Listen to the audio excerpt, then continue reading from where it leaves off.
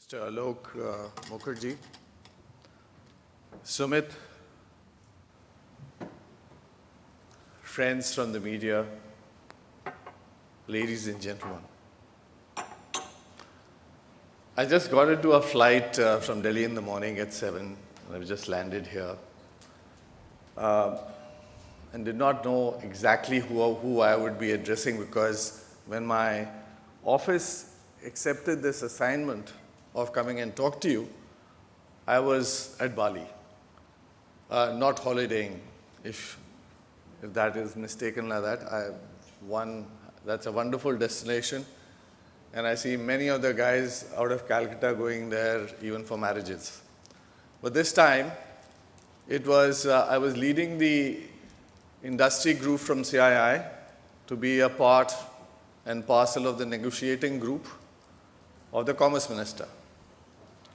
And that's why when earlier Chris mentioned that DP is having a smile, we had a lot of difficulty in terms of how the trade facilitation bit is going to go. And I can very well tell you that we slept very few hours.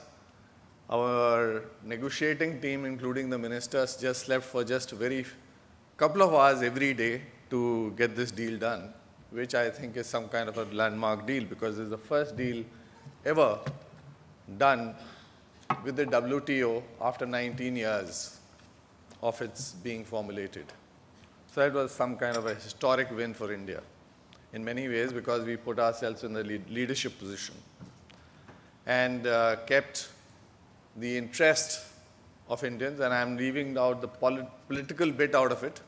I don't need to talk about the food security bill, but as far as we were just Indians.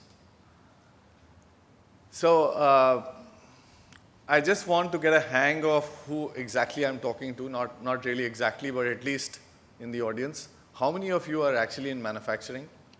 Could you just raise your hands? And how many of you are in the services? Okay, that's a fair distribution. Right. In the last two sessions, I heard the last session a little bit, and the prior session where Kiran and Chris were there. And it was nice to hear how the services are going.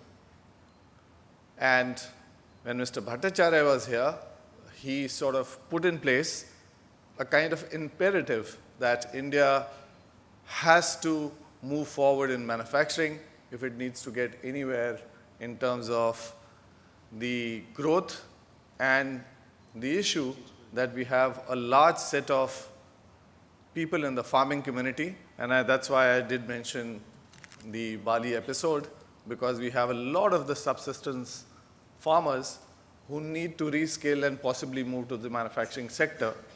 And we need to grow from that given position of about 16% contribution to the GDP with what we have ambition to move about 25% of it. It is a challenge, no doubt about that. And we all know the global environment is not too friendly for growth. The headwinds of the economic growth around the globe have yet to recede. And even the developed nations today are struggling for job creation. We clearly see that even the likes of US are now giving prominence to manufacturing. And they have seemed to have done well in this round 2 of Obama administration. And there is a pickup. But very clearly, it's a challenging environment. And it's added with a lot more. If we was just to talk about this, what these challenges are, the consultants around the world are great, because they always thrive whether things are moving forward or whether things are going down. Everyone needs to consult them. I hope, is any consultant sitting here around here as well? Oh, there you are. Great. So we got hold of some consultants recently in our sector, which is the auto component sector. I headed that as the president about 10 years back. And that was Accenture. And they told us that you are in an era, which you would all know and associate to, which is called the VUCA era. Now, what the hell is this VUCA? VUCA is V for volatility, U for uncertainty, C for complexity, and A for ambiguity. Can you all relate to it? If you can, then you are in this era. And what does this really mean in terms of what you mean and what you understand?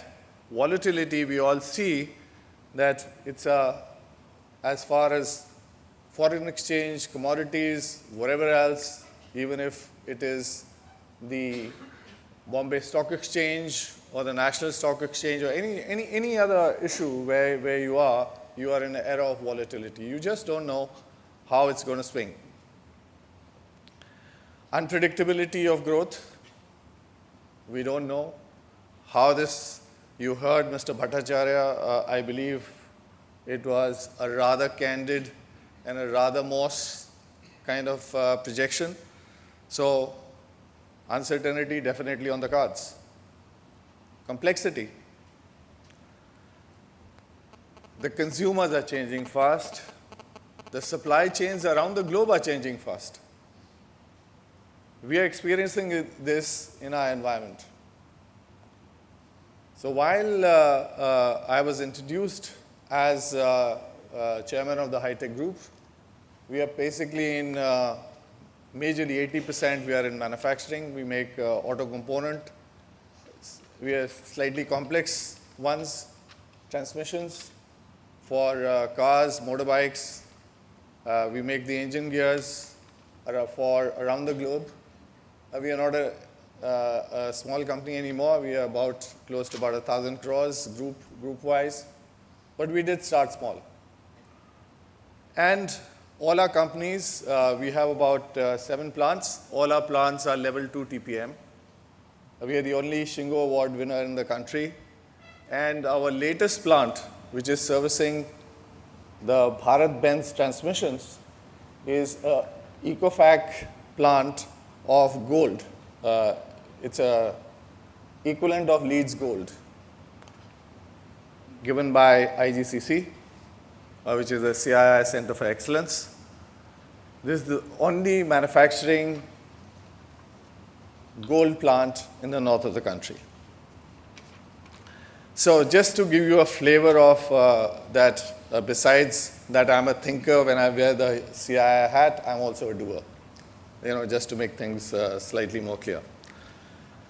So it is, I clearly see that when I travel, I was in China last month. Prior to that, I was in US, and I clearly see a huge shift in terms of how supply chains are getting managed. And many a times we see that auto component world and the auto world is possibly at the forefront of these changes and how the supply chains in manufacturing are evolving. You heard about Kiran saying how the supply chains and value chains around IT sector is evolving, but auto component world is the one which is actually facing a lot of brunt as far as reinvention of the auto chains, supply chains. And Sumit would know a bit of that as well. And ambiguity is, when the political class or the governance goes absolutely to the abyss, you have ambiguity. You don't have consistent policies. You don't know where they're coming or where they're going. So this is purely an environment and pretty much not a local environment. It is also a global environment today. And if we were to see this in this given environment, the question would be, what do we do? Do we fold up? Do we hang our boots or go ahead and fight this? In the complexity bit, I also want to bring in the condition and the way that we are living as our country, and again, not in a political sense, although it has political ramifications, that as a country, our competitive index is very, very low. If anyone sets up a footprint in India, and we have seen this as manufacturers, that within the four walls of the company, you may be highly, highly competitive. You could compete with anybody around the globe, including the Chinese. Have a great facility, like I said, TPM level 2 plants, fully lean implemented with getting a Shingo award, but still you become uncompetitive because of what is called the boundary conditions. That's your country competitiveness index sort of hampers on you not to be competitive anymore. And we have done studies around that, and the studies say that you could be uncompetitive by close to anywhere from 15 to 18% by boundary conditions. And these are mapped very well in World Economic Forum. They do a global competitive index of countries, and they structure it very well. Any of you who want to see it, it's a very publicly available document. You can go on their website, download it, but I'll just, for your own information, very briefly tell you there are 12 pillars around which they map this, and there are 3 stages around how they structure it. So the first stage is that how this country has basic primary things in place, and primary things means basic education, basic health care, basic institutional mechanism. When I talk about institutional mechanisms, I mean whether it's public or also private in terms of handling issues. Then there's stage 2, where which are enhancers of efficiency, which is like higher education, technical readiness to receive technology. Technology may be available, but you may not be able to absorb it as a country. And of course, labor market maturity, how competitive your production of the people are around your shops, and financial market maturity, how efficient are the financial markets. And the third stage is, we use this word very loosely and very much, is innovation and sophistication factors. And if you see the developed world, they are competing in the third stage. They have great infrastructure. We all know that US, the number of patents they file are huge, sometimes close to about, every year, close to about 200,000 odd, I believe. Something I could be off, but that's somewhere I read this. And this is where they are, and we are possibly quite pathetic in that aspect, and China is catching up fast. And within this 148 countries survey, India at various stages is termed as 60, and we have dropped in the rank last year. It's good to say that, but we need to know what analysis. If we do this gap analysis, and we see that there are pockets of excellence, it's not all in a bad shape. There are companies who are well, who could be in the third stage, but it's with pockets of excellence in a very, very small environment. As a country, honestly, we are not. So as leaders, not only you are challenged by what you do within the four walls of your company, if you're not there as an excellent company, as manufacturers, or as service providers, but you need to also deal with the external environment. Because you are in India. and you have a footprint here. So what are these challenges? And I'm sure that how many of you are from small and medium companies? If you could raise your hand.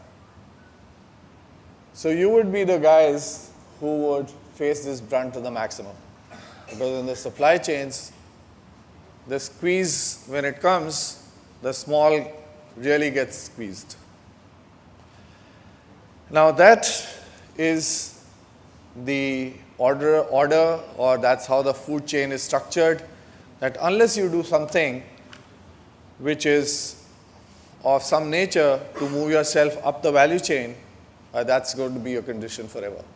Are you going to get commoditized? What is that leverage that you would have, or what is the area in which you are competing? We all know that you do this gap analysis, and you also come to know that where are these opportunities?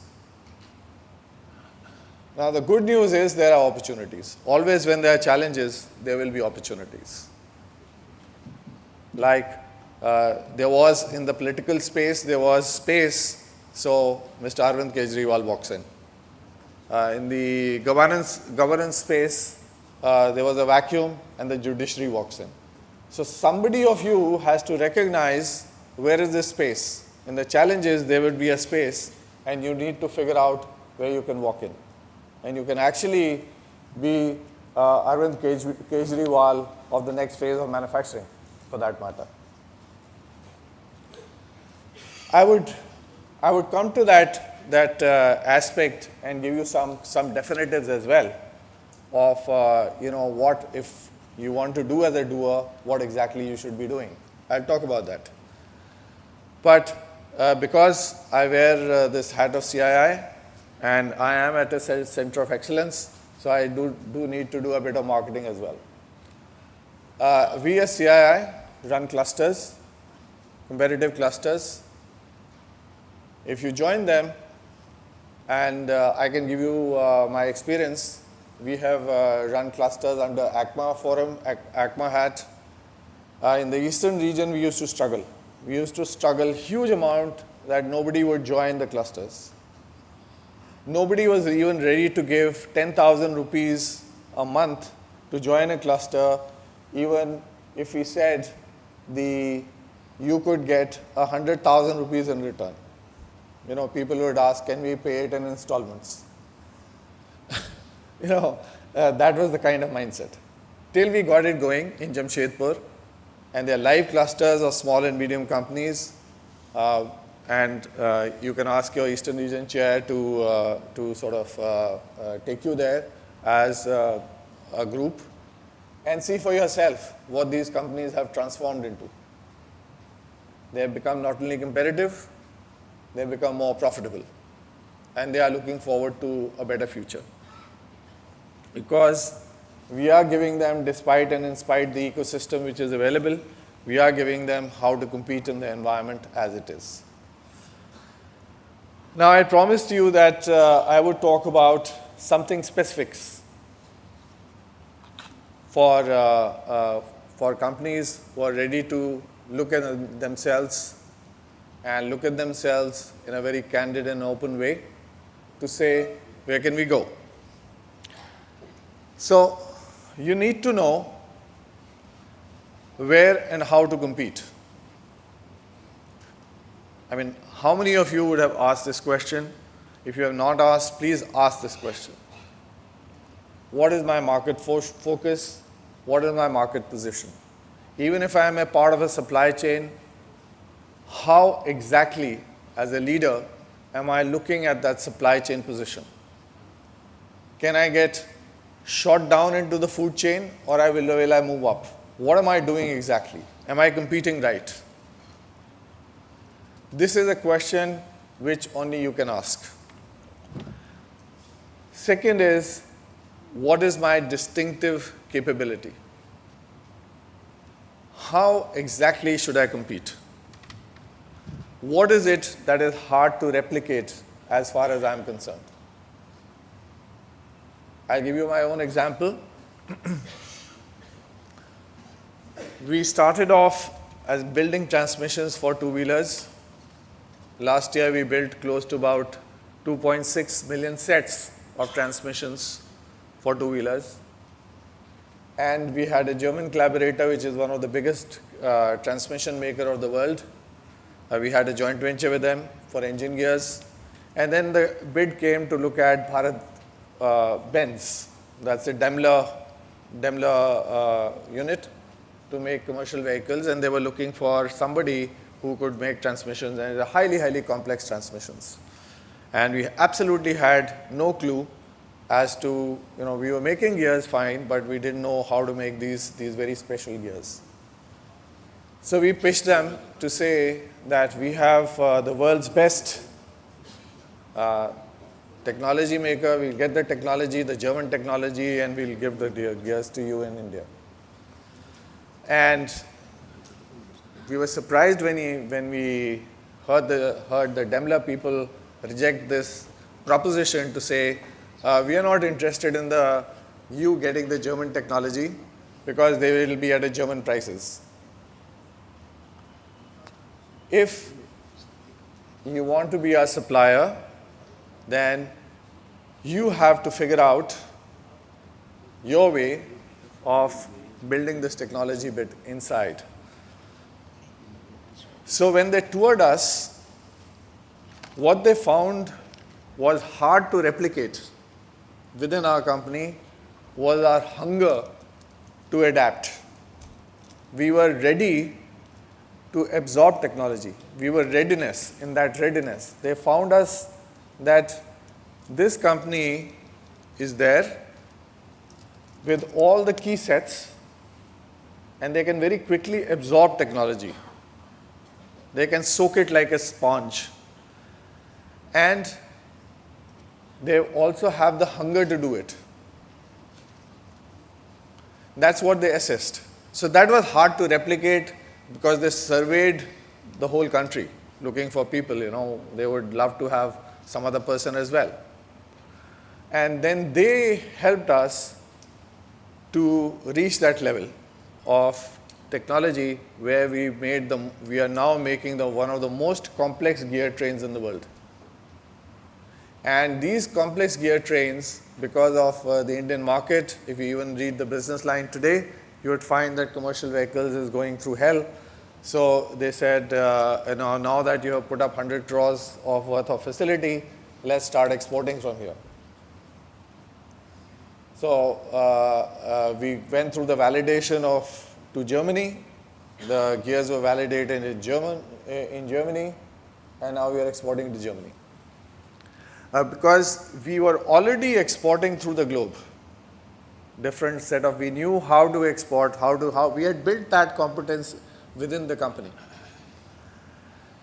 Then, of course, is the software issue. And I totally subscribe by what Kiran was saying in the first session, that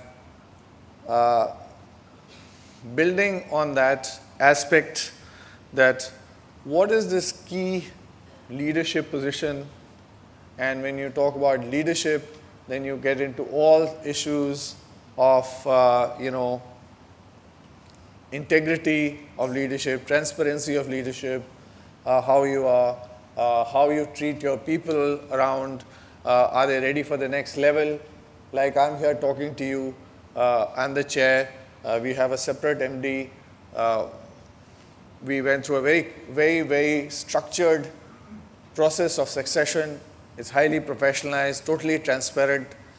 The shop floor has total transparency. So whether it's the customer or our own people know exactly how the plants are performing. There is, sometimes you think, initially, a lot of people you would think, yeah, har cheez samne laga diya to, our competitor can also understand this. Our existing, But let me tell you, when in the 80s, when we were beginning to go to the auto industry and we were touring Japan and touring, Germany, we were very happy getting those charts You were requesting the companies, can we get these charts? And we were very happy doing that. And it took us 15 years to actually start putting those charts and knowing what these meanings are, because everybody on the shop floor needed to know that. It's not just me. So I think the softer issues of the leadership position and knowing where you are and being honest to yourself, that and having a great professional integrity is possibly one of the key issues. And I also promised to talk to you about the opportunities. There's a huge set of opportunities. Many of them are there which are in a space which is yet maturing. There's a defense and aerospace sector which is to mature. Although auto sector is quite mature in the country, but there's still space. And for exports, Africa is growing, and we just heard how for software industry it's growing. It's also required for manufacturing. So you could shift horizontally. So very quickly, I know I've taken a lot more time than allotted, but let me capture it for you. Don't be afraid of this volatility and uncertainty. There is a book called Anti-Fragile, which is written by Nassim Taleb, the guy who wrote The Black Swan as well. And he says that fragile is something which will crack up under any kind of volatility, any kind of uncertainty. It's like a glass, if it just falls, it'll break. And you could be robust. Robust meaning that you could survive this. You could be a rubber and survive it. But anti-fragile is, can you thrive in this environment? This is another paradigm. In an environment where everything is going down, can you thrive in it? Can you thrive in this uncertainty? Can you leverage it within your company, wherever you are, how you can work on it, how you can diversify, move horizontal, move upward. But at the end of the day, operational excellence is a must. That without that, nothing can happen. Technology and development will happen, and you can slowly creep up to it. Technology is available around the globe. You can go buy it from anywhere. And finally, the opportunity also lies in how you handle data today. You heard in the morning from Kiran and from Chris, there's huge amount of data. I mean, there are millions of terabytes of data moving around every day, for that matter. And now how you can scan it, how you can leverage this technology for becoming a better and more competitive kind of a manufacturing environment. Friends, I hope that my trip from Delhi, and I'm going to fly back, has been worth it for me, because it's been really nice to talk to each one of you in a very rapt attention. And I hope that it's been worthwhile to all of you as well. Thank you very much. Thank you very much, Mr. Kapuria. Friends, I hope that my trip from Delhi, and I'm going to fly back, has been worth it for me, because it's been really nice to talk to each one of you in a very rapt attention. And I hope that it's been worthwhile to all of you as well. Thank you very much. Thank you very much, Mr. Kapuria. I think you